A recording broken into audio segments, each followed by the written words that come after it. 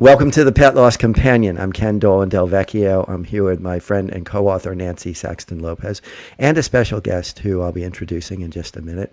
And this is a program that grew out of our book, The Pet Loss Companion, Healing Advice from Family Therapists Who Lead Pet Loss Groups. In this program, we have the opportunity to interact with you who are part of our audience.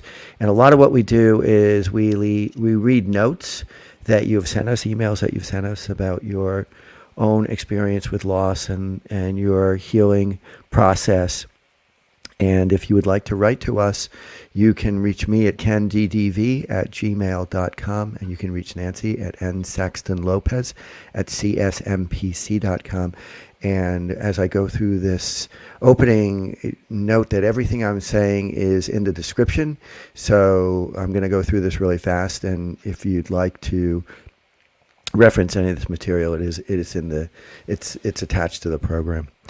And if you do write to us, we will write back to you. One or both of us will write back to you, and you can tell us that it's either okay to share on the program or it's not okay. That's your choice. Or maybe there are parts of your note that are okay to share, but not perhaps all of it. And one of the ways that we get some support for the program is through our Substack, which is a place where we post the correspondence that we've had with audience members and the beautiful pictures that they send us. So their notes, your notes, our notes back to you. And you can subscribe to the Substack for $5 a month or $50 for the year. And that's just one of the ways you can support us. You can also give us a gift through Venmo or PayPal or a monthly subscription. All of this, as I say it, I want you to know that we don't expect you to do that. If that's something that you'd like to do, and certainly we'd appreciate it, but we do this because it's a community service mostly, and we're not out to make the big bucks. This is a program that is a friend of Dakin Humane Society in Springfield, Massachusetts. Dakin is a multi-service adoption resource rescue center, and they offer a lot of different programs that help us with the bonds that we have with our beloved animal companions. And one of them is a cost-free Zoom pet loss support group that I facilitate once a month on the second Tuesday of the month. It runs 6 p.m. to 7:30 p.m. There's an RSVP link, and you can join at no cost to you. And we do have people who join from all over the world. It's quite interesting, the different perspectives that people bring. And so consider that if you would find it useful to be part of that Zoom meeting. And also, please consider subscribing if you haven't already, making a comment, giving a thumbs up, because all of this helps the program to become more visible to people who may benefit from it. And also, finally, we'd like you to know that we have an affiliate relationship with a business called Bereave that makes these really beautifully crafted granite memorial plaques. And they're the kind of thing that you would have perhaps on a memorial garden or a gravesite or a place inside where you keep mementos of your beloved deceased animal friend. And I think Nancy has the example. Bailey. Here's a sample that we were given. Where's Bailey? There he is. And so I will move on and introduce our guest. Her name is Kate LaSala, and it's wonderful to have you with us. Kate, let me tell you a little bit about her, but I'm also going to tell you that Kate is often on the Zoom pet loss call that I have, and she is an amazing asset to that call because she often gives all kinds of wonderful feedback to people. So thanks, Kate, right as we get started for your participation and support with that effort. Kate is a multi-credentialed canine behavior consultant who specializes in fear, aggression, and separation anxiety, helping people and their dogs worldwide with one-on-one remote sessions. She's also a companion animal death doula who helps people navigate stigmatized losses like behavioral euthanasia and rehoming.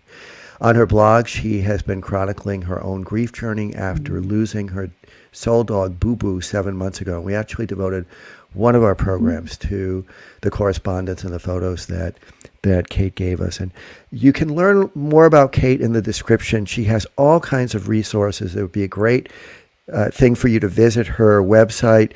She has grief resources. She has a whole bunch of resources on at-home euthanasia and veterinarian directories for that. She has a chronicle of her grief journey, 6 months in at this point. She has information on advanced care directives, a free download, lots of information about behavioral euthanasia, and also about her doula services. So, Kate, thank you so much for Yeah, being with thank us. you. We really appreciate it. And Nancy, you want to get us started? You know what? I'm amazed at your experience and how much you've been able to do in the field, which is so important. And being a behaviorist is not easy. I actually have some of my practice, and it's not an easy, um, program for any and all of these different animals, especially with aggression, especially with separation anxiety. I'm working with one now that Yeah. has the separation anxiety issue. Um, but of course, having doing this for pet loss, we of course are sorry for BooBoo, and it looks like, unfortunately, we in the field also have our losses, right? And it's nice that you are blogging about your beautiful beloved BooBoo. Yeah. But I think that there was one before that, Barbo, and then BooBoo. So And maybe here's both of them. oh, such cuties. They're so cute. Beautiful boys and girls. So if you can talk a little bit about that, BooBoo and what's happened, and then maybe we can really want to talk about the death doula and the loss that you do. Yeah, great. I'm so happy to be here. So in August 2022, we lost Mr. Barbo. He was 13 at the time. We still had BooBoo. She ended up passing away. It'll be 7 months this weekend, April 10th, and she was 15 and a half. It was the day after her 15 and a half birthday. She was my soul dog, and that's who I've been chronicling my grief journey on my blog about, to help just be really transparent about that and help clients and other people. When Barbo passed away, that is what prompted me to go through the pet loss death doula program at University of Vermont. And part of that was to try to pad myself, knowing that we would be losing BooBoo because she was also 13 at the time when I went through that program, and to give myself some tools for preparing for that big loss, because I knew that it would be a hard thing to process. But also because of my focus and my behavior practice being fear and aggression, I have clients who unfortunately have to navigate behavioral euthanasia, surrendering, rehoming. I've been in practice long enough that I've had clients come back to me, 5, 6, 8 years later saying, our dog is aging. We're not sure about quality of life. We trust you. Can you help us navigate that? So I didn't feel at the time that I had tools to help those clients in a way that felt appropriate. So the death doula program really helps sort of fill my toolbox with that.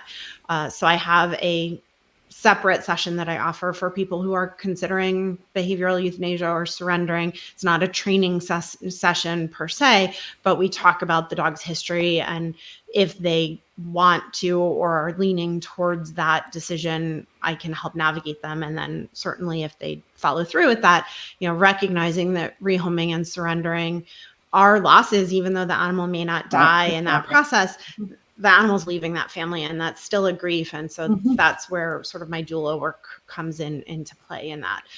But as part of my doula work, I've been chronicling BooBoo's story and sort of putting into words what's been helping me in my grief journey, what hasn't been helping, some of the feedback or advice that I've gotten from other people. My husband, John, and I are a big foster family. So while Barbo and BooBoo were alive, we had fostered over 50 dogs with them while they were alive.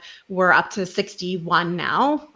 Since she passed away, we've had 7 additional fosters that we've taken in. So we've been fostering, and part of that has been to sort of test the waters to see how we feel about having a new dog in the house, but also sort of as a way to honor their legacies, because it is something that we did as a family all together.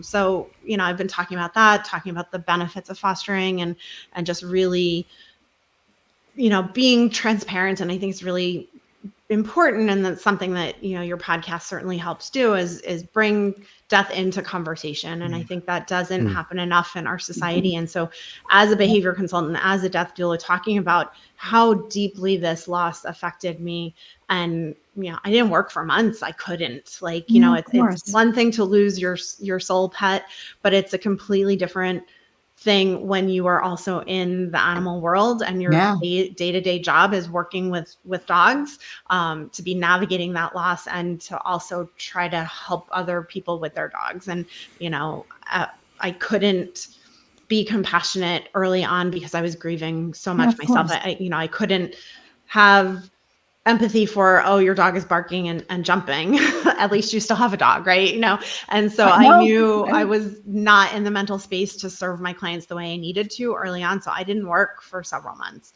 I'm back at it. I'm full force. And those client sessions are actually the happiest parts of my day on most days, because the whole reason I am a behavior consultant is because of BooBoo. She was a really fearful dog, Oh, and that's she's the right. reason why I became a trainer. So my training work, my behavior work, is her legacy continuing. I'm wondering if you can, just for people who may not be familiar with the term, most people probably are, but just give a brief thumbnail of what a doula is and does. So a companion animal death doula supports people, non-medical support. So emotional support for people who are navigating death. There's human death doulas, and now sort of the burgeoning field of companion animal death doulas. Obviously, the human is sort of our client in that case, because you're supporting the Right. human, but you're Sure. helping the human maybe navigate quality of life decisions. It can be hard to have a clear perspective with your own animal if they have a good quality of life or not. Certainly a veterinarian can help with that, but I am in a position to be able to do more frequent sessions with Yes. people than a veterinarian Sure. coming, you know, once a week or twice a week or whatever. Okay. And help sort of companion that person through the process. So, Yeah. you know, from anticipatory grief of when they realize their animal is on the decline, all the way through the grieving process. I can also help provide resources or help them plan. So I am a big advocate when it is possible to do an at-home euthanasia. Lots of pros, a few cons with that, but helping people prepare for that and schedule that, finding them other resources. So things beyond my scope and where I stay in my lane, and things maybe outside of my lane. So professional therapy, for instance, but finding them resources for people like that. You know, lots of scope of things. You know, if they're not in a position to communicate with their vet, I can communicate with their vet on their behalf, things like that. Okay. All right, great. Well, thank you. And also, one of the things that you do for people, you help them with, is advanced directives. And I'm wondering if you can talk a little bit about what an advanced directive is, how you help with that. Yep. Just to give us an overview. Yeah, I'd love to. So I created a free download on my website, like you mentioned. After BooBoo died, she had a very short decline. Barbo had a very long decline. His decline was about 1.5 years. BooBoo, under a month, start to finish. Wow. It was very quick. And my husband and I had always had conversations about having seen your dogs, and what medical procedures or what treatments we would be willing to do, what we wouldn't be willing to do, you know, sort of based on their age and what we would want to put them through at that point in life. Yeah. And it prompted me, after she passed away, to create this advanced care directive, which is similar to sort of a human living will, but it's not legally binding because it's for an animal, it's not for a human. But really to prompt couples or families to have conversations about what you're willing to do, what you're not willing to do, who might take care of your animal in the event that you become incapacitated. So even really young people could be in a car accident.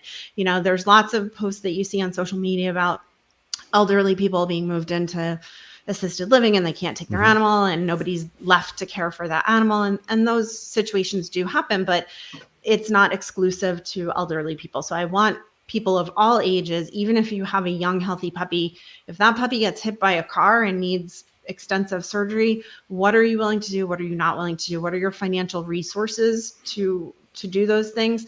And to have these conversations with your partner or your spouse or your kids ahead of time, so that these big decisions have already been discussed and you're not being thrust into an emergency room situation where emotions are high and anxiety and all of that, and you're making these really important decisions in the spur of the moment. Because if you've already had those conversations, you have a baseline of knowing going into it what you're willing to do. I just wanted to say that I think that this is so important. And I also wonder, when people have an advance directive, whether or not they always follow it. It brings to mind this quote that I'll try to get this right, that plans are useless, but planning is essential.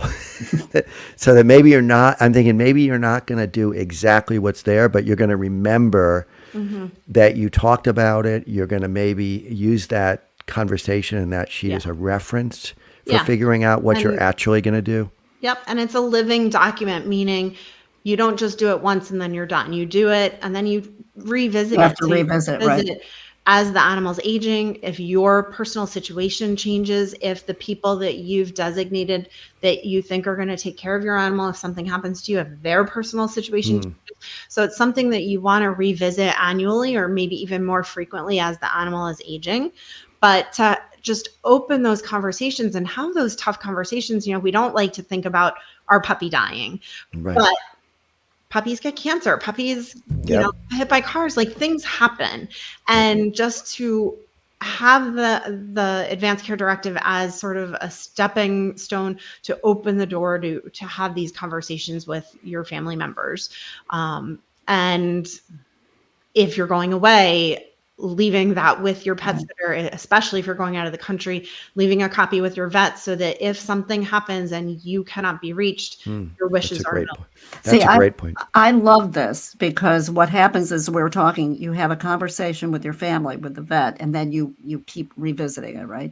Because we all know, and you've experienced this, at the time of a sudden death or a death, but nobody has any information on what, or thinking about what they want to do, and the family is torn already, like you said, very emotional, or one wants to do one thing and one wants to do another, and then it gets so overwhelmingly horrific, right? Because they're in the midst of grieving for their animal.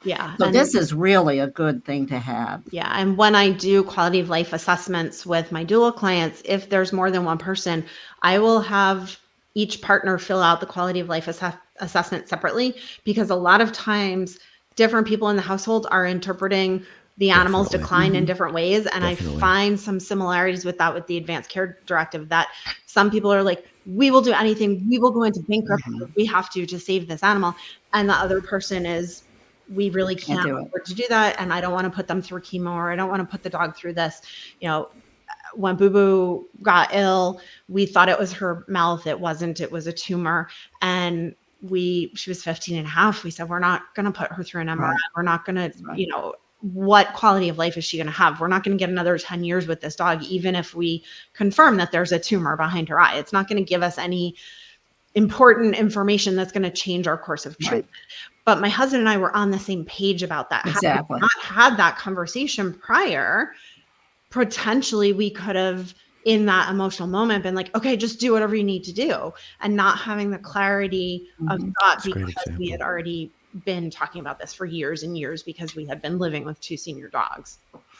Very important. Now, also, I want to talk a little bit about the euthanasia at home, because, most of the time I have heard it's been okay, right? I mean, however, I'd like you to address, if you can, that just calling a mobile vet that doesn't know the animal, and sometimes in that case, if they can't find a vein, or they're rushed and they're not paying attention enough to the pet parents, most of the time, I think, like you said, it's okay. But in those cases, I mean, I don't know what we would do with that, right? Yeah. Especially if they can't find a vein, it's likely that a clinic wouldn't be able to find a vein either. I don't think those cases are that the mobile vet is rushing. In fact, I kind of find the opposite from the clients I talk to, that the euthanasia at home, the vet is only focused on you and your animal. They're not being distracted by clinic noises or other things happening.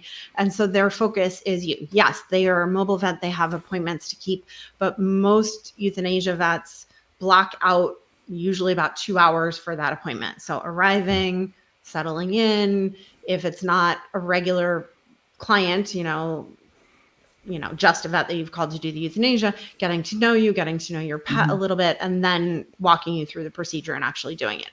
Our dogs were both euthanized by our regular mobile vet. So when we came here, we specifically we specifically got a mobile vet knowing that we were going to be losing both of our dogs while we were living here. So she had a long relationship with us, so it was familiar for them. But I really, when it's possible, encourage people to do at-home euthanasia, especially for cases like behavioral euthanasia. Oh, sure. Because it gives us that element of control. You're not rushing off to the emergency room at 2:00 in the morning. You're able to create sort of a comfortable, peaceful experience. I think one of the pictures, Ken, you have is the picture of BooBoo on her bed the morning of her euthanasia while we were waiting for, that one. Yeah. While we were waiting. So that was her favorite big Barker bed, her blanket. We had flower petals from our neighbor who had visited the day before and brought us a bouquet.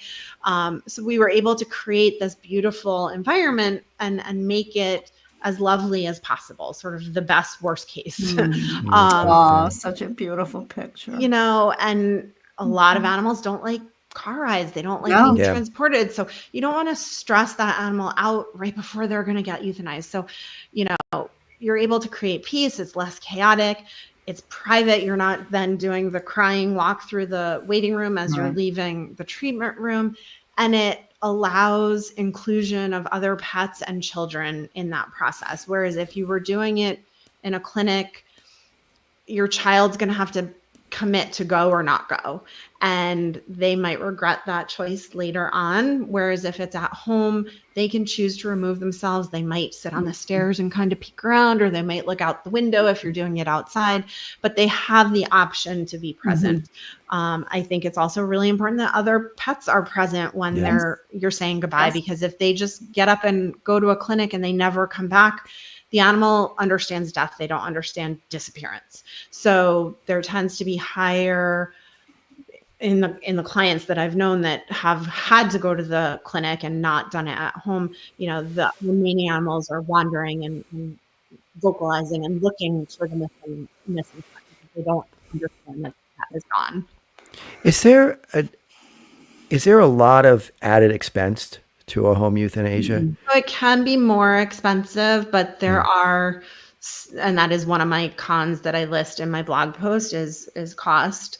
But I know Lap of Love has their angel fund, so people with financial limitations can apply, and they will discount the euthanasia service. I had a client who recently took advantage of that. Private vets may not have that ability because they're single vet operations, but there may be other financial resources. I know Lap of Love, because they're so big, they do have their angel fund. That's good. So we have a lot of comments. So I want to just bring these comments into the conversation. So we have just a good evening from 420 growers. We have I'm so sorry for your loss, Kate, from Happy Buddha Bulldog. Buddha Dog Training. We have Angela Shook, who is a doula herself. Thank you for sharing so well about the role of a companion animal doula and helping to bring awareness to the special role. Thanks for being with us, Angela.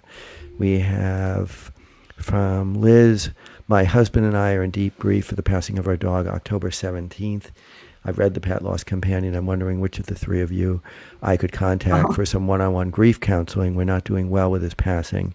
He was 12 when he had him for 10 years. So probably you, Nancy, right? I would be more than happy to work with you guys. Yeah. I have a post on my blog of grief resources. So I have a bunch of grief therapists. I have lots of social media, books, videos, lots of, Other resources. other Good resources. resources. I am not a licensed therapist. I do my doula work, and there is some sort of companioning through that, but certainly not a licensed therapist. Okay. And then we have again from Happy Buddha Dog Training. Liz Boyd, I am sorry for your loss as well. I lost my heart dog on October 7th, 4 years ago. I empathize with you. And again, Liz, I'm so sorry for your loss as well. We're gutted. Yeah, Can't even find the words for it. It's really hard. So there's a lot of conversation here. Yeah. What Happy Buddha Dog Training, what love binds together, death cannot divide. That's beautiful. And I will say to that's to good. the person who just lost their dog, I forget if it was Liz or the other person, your grief session that you do through Dakin can, coming up next week on Tuesday, I have it on my calendar. That is a great community. There's a lot of people who've been in that for a long time. I've been in it since I lost BooBoo, and it'll be 7 months this coming week. But there's a guy in there that's been there for a couple of years now, and he comes every time. And I think it's helpful to people who have new losses to see that even years in, people are still navigating that. Obviously, they're doing better than people who have just freshly lost their companion, but to see sort of the trajectory and to have that how the community grief, and I think that's part of why I've been chronicling my journey with BooBoo, is to see that trajectory and to see it for myself, but to see it for other clients as well. And certainly, 7 months in, I'm in way better shape than I was 1 month in. Yeah. It really does help for people to see others at different stages in their process of grieving and healing. And so we have a couple of testimonials for Lap of Love too. Liz says we use Lap of Love, and I can't say enough good things about the entire process. Susan Marie, I use Lap of Love in April for my 13-year-old dog. It was one of the best decisions I ever made. It's more expensive than a clinic euthanasia, but worth every penny. They're home. Thanks they're home with everyone who loves them. Yeah, and on my post, I have, like you mentioned, a directory, and it has the national vets like Lap of Love, but then by sort of major metropolitan area, of regional, local, independent vets who offer those services. Yeah. Well, we thank you all for your comments and for the thumbs up and the hearts. It's very much appreciated. Yeah. And so, Kate, we have just a few minutes left. Parting thoughts that you'd like to leave people with? Just to have open conversations. Nobody likes to talk about death, but I think if we bring it into the front, we have these conversations about death and what we want to do, but also planning. If something happens to you, don't assume that your friend or family member is going to take care of your animal. Be proactive about that. It is not the responsibility of your friend or family to take your animal. You need to, as a pet owner, be responsible for the care of that animal, even thinking about if you're not here. It is your responsibility.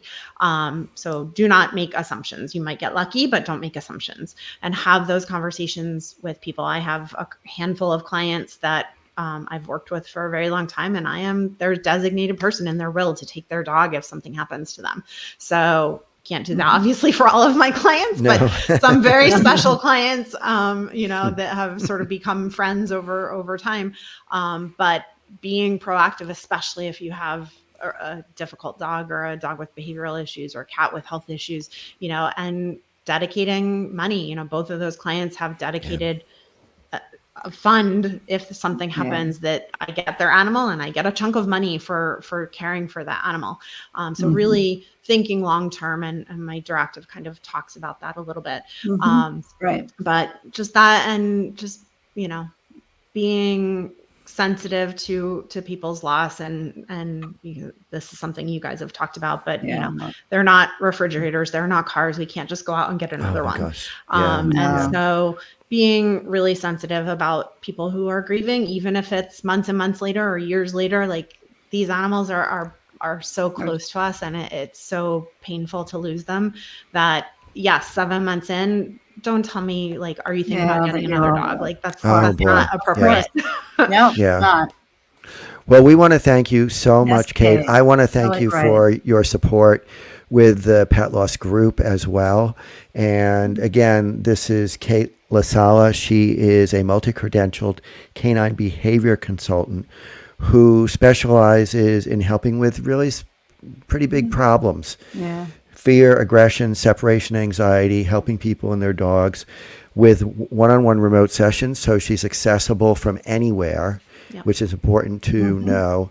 Yep. And she's a doula, and she is clearly somebody who connects with people really well and is a great consultant and becomes, it sounds like, a real family support for as long or as many. The way I think about family therapy is very similar to what you're describing, is that you help a person when they need help, and then maybe a few years later they come back and they need more, and they may call you now and then.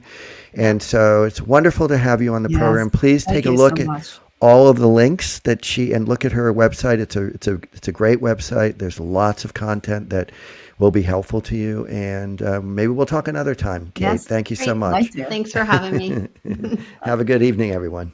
Bye.